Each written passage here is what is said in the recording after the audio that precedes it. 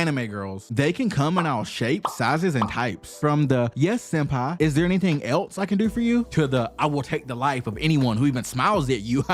I'm not crazy type. Understanding the nuances between all the types sounds kind of complicated, but it is necessary if you want to truly be a cultured anime fan, which is why I made the complete guide to anime girls, where we will not just be defining all the different types, but also finally putting an end to the waifu wars by deciding the de facto best and worst type. Cast your vote by letting us know your most and least favorite in the comments, and I'll let you know my answers at the end of the video. Okay, first we have Tsunderes. If you've ever crushed on the apathetic or emotionally distant girl in an anime, you most likely have a thing for this type. Tsunderes often appear very calm or zoned out. They speak through subtle words and actions that can seem almost robotic, but everything they do is honest, so you can usually trust them. Though they do seem kinda cold, if you pay attention, you'll notice they care a lot and will eventually open up to you once you earn their trust. Think Toka from Tokyo Ghoul or the Queen Tsundere herself, Rei from Evangelion. I also feel Nico Robin falls into this category. Next we have Himaderes. These are the girls with the princess complexes. They want to be treated like royalty even though most of the time they are not. They treat everyone like they are their subjects, especially their crush. Himaderes command things instead of asking, but even though they like to boss people around, deep down they are usually vulnerable or insecure girls. An example is Arena from Food Wars. But if you think Himaderes are full of themselves, wait till you learn about the Kamideres. They have a god complex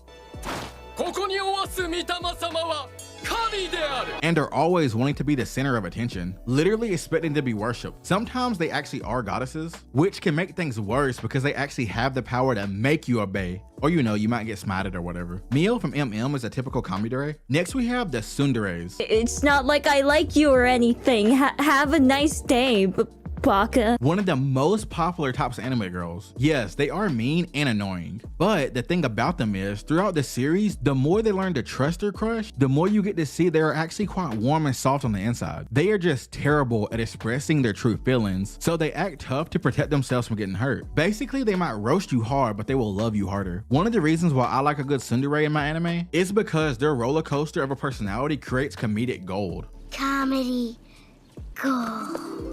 Some examples of classic tsunderes are Noelle from Black Clover, Taiga from Totoro, and Kagome from Inuyasha. Now, underes, they are the yes senpai type. They pretty much obey any and every request their crush or loved one makes, while ignoring all of the flags, even if they're as red as a devil's butt. In some instances, the request asked of them by their crush could harm them emotionally or physically, but they will do it anyway if it makes their person happy. The most famous example is Misa from Death Note. The Mayurderes are very interesting because they are villains who get love struck by the protagonist. Typically, they are a very dangerous antagonist that switches sides after falling for or sympathizing with someone on the hero's team. Now, they don't always switch teams, and in some cases, they will still fight you or even kill you, but they will still love you as they turn you to Casper. It's a complicated relationship. My favorite Mayurdere is by far Esdeath. I don't know why, but she still gives me chills. Get it? Chills? Never mind. Oh, brother, this guy stinks! The Yandere or cat girl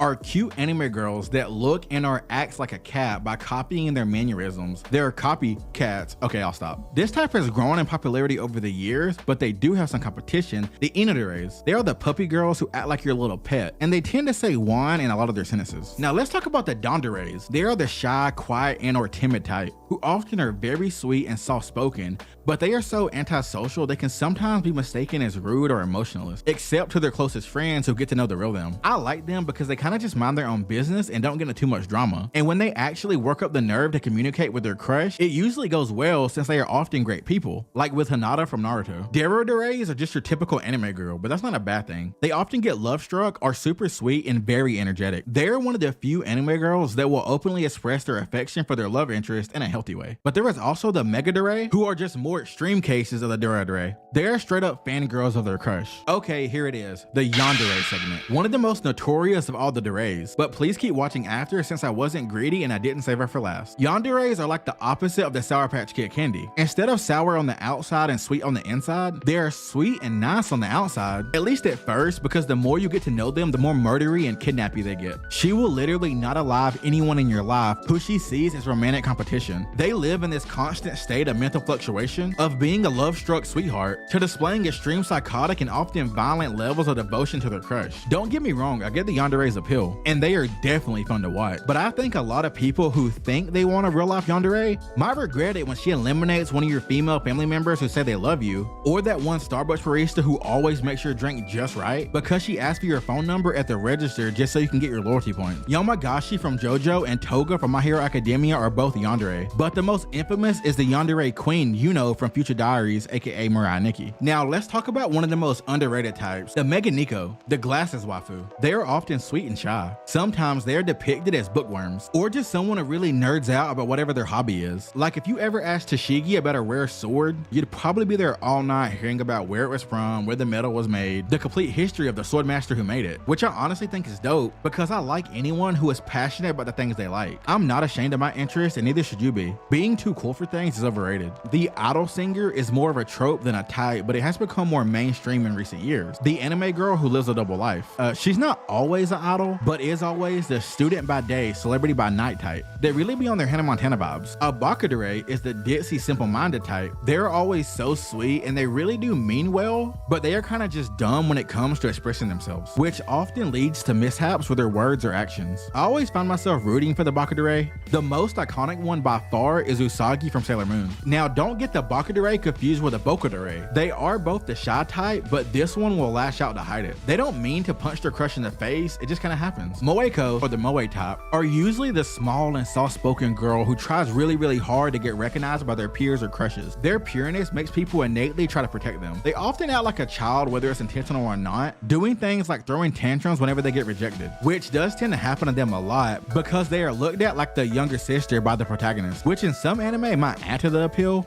but that's a whole nother type of genre that we'll have to get to in another video. But let's spice it up a little bit so you don't get bored. The Hiya Kasudere, or as they're often called, the Teasere, because they get off on teasing or playing with their love interest emotions. They are mean but flirtatious. They might even humiliate their crush publicly, but they love hard and can be just as obsessive as the Yandere, but more manipulative. There is even a more intense version of the Teasere called the Sadodere. They straight up have a sadistic personality, getting turned on by the pain or confusion they cause their crush. The opposite of the Sadodere is the Masadere, which is the masochist type. They themselves are turned on by being scolded, disciplined, or humiliated, and are ironically even more pervy. Think Darkness from Konosuba. Do y'all even consider the maid girls an archetype? I mean, they can fall under any of the types, as there are plenty of maids with various personalities, sometimes several in a single anime. But then again, who's complaining? The more anime maids, the better, am I right? But I got one you might not have heard of. Have you ever crushed on a sleepy waifu? Well, they actually have a name, the Nimudere. They can and do spend a lot of their screen time sleeping no matter what their intentions are. Which, now that I think about it, Zoro might be a Nimudere. Next we have the Gurudere. They are like a mix between the Yandere and the Tsundere. This archetype sees their crush as a god, leaving many people to see the Gurudere as a counterpart to the Kamidere. Instead of idolizing themselves, they idolize their love interest and will do whatever it takes to make them happy. But if you want to make me happy and help me accomplish my own dreams of becoming the king of anime YouTube, just like this video and subscribe. The like goal for this video will be 101 likes. So if you want a type you should stay far away from, let me tell you about the Doroderes. They're straight up bad news. They act sweet on the outside, but secretly hold a lot of bad feelings on the inside, grudges, anger, or even vengeance. They are often very smart and extremely motivated at achieving their goals. The perfect example was Kikyo Kashuda from Classroom of the Elite. She scares the crap out of me. Yotadere equal alcoholic. You rarely ever see them on screen without a beer or sake in their hands, but for some reason they're like always designed super extra hot.